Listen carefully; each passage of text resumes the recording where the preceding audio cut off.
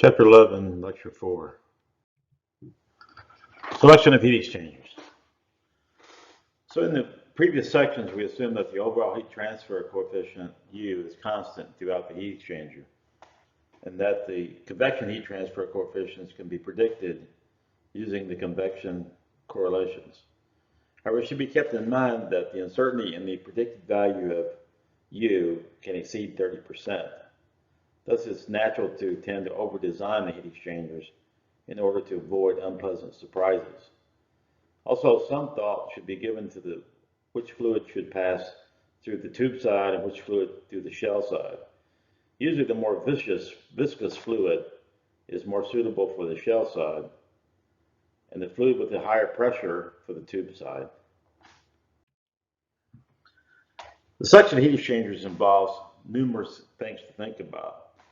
Probably the most important thing is what's known as the heat transfer rate.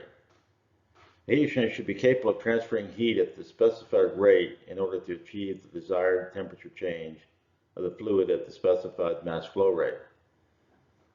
Second important thing is obviously the overall cost of the heat exchanger. It has to be affordable. Related to the cost is what's known as the pumping power. As you can calculate the operating cost of a heat exchanger by multiplying the pumping power times the hours of operation times the unit cost of electricity in dollars per kilowatt hour. Another parameter is size and weight. Normally the smaller and lighter heat exchanger are best.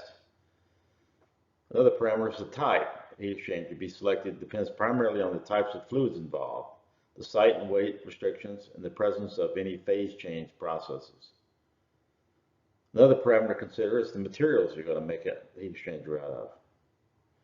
And there's several more considerations as well. For example, ease of servicing, you want low maintenance costs, you want it to be quiet, safety and reliability. All of these things can become very important in the selection process. So let's take a look at an example 1112, installing heat exchanger to save energy and money. So in this example, we have a dairy plant where milk is pasteurized by hot water supplied by a natural gas furnace. The hot water is then discharged to an open floor drain at 80 degrees C at a rate of 15 kilograms per minute. The plant operates 24 hours a day and 365 days a year. The furnace has an efficiency of 80%, and the cost of natural gas is $1.10 per therm. The average temperature of the cold water entering the furnace throughout the year is 15 degrees C.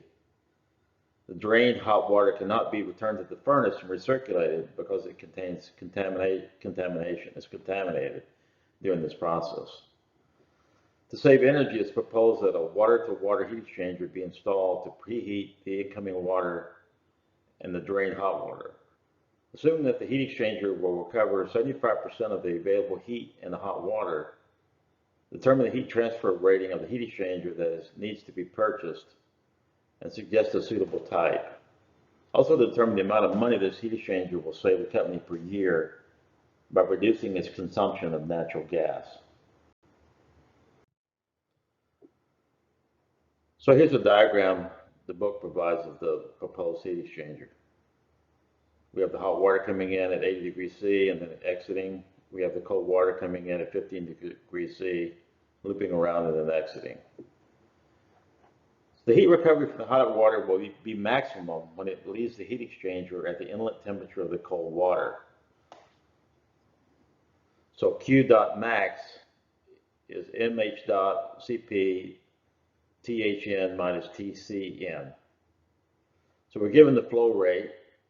Cp, we can look that value up, and the temperatures we know, so we can calculate the heat flow rate at 67.9 kilojoules per second.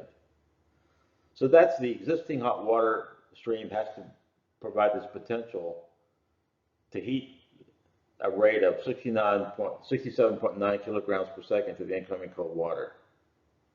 This value will be approached in a counterflow heat exchanger with a very large heat transfer surface area. Heat exchanger of reasonable size and cost can capture 75% of this heat transfer potential. Thus, the heat transfer rating of the prospective heat exchanger would be 75% of that, or 50.9 kilojoules per second. Since this heat exchanger will operate 24 hours a day, 365 days a year, the annual operating costs can be calculated as follows.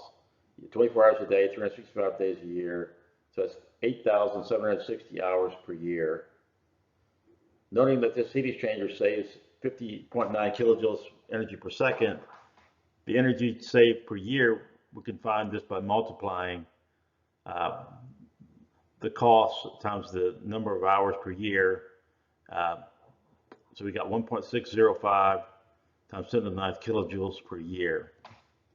And here we have to use the conversion factors from seconds to hours. The furnace is said to be 80% efficient. So for each 80 units of heat supplied by the furnace, natural gas with an energy content of 100 units must be supplied to the furnace.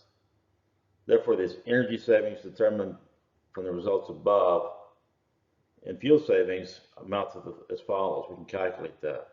The fuel saved is the energy saved divided by the furnace efficiency. So it comes out to be 19,020 therms per year. That's the fuel saved. Noting that the price of natural gas is $1.10 per therm, the amount of money saved becomes $20,920 per year. Therefore, the installation of the proposed heat exchanger will save the company $20,920 a year. The installation cost of the heat exchanger will probably be paid from the fuel savings in a short amount of time.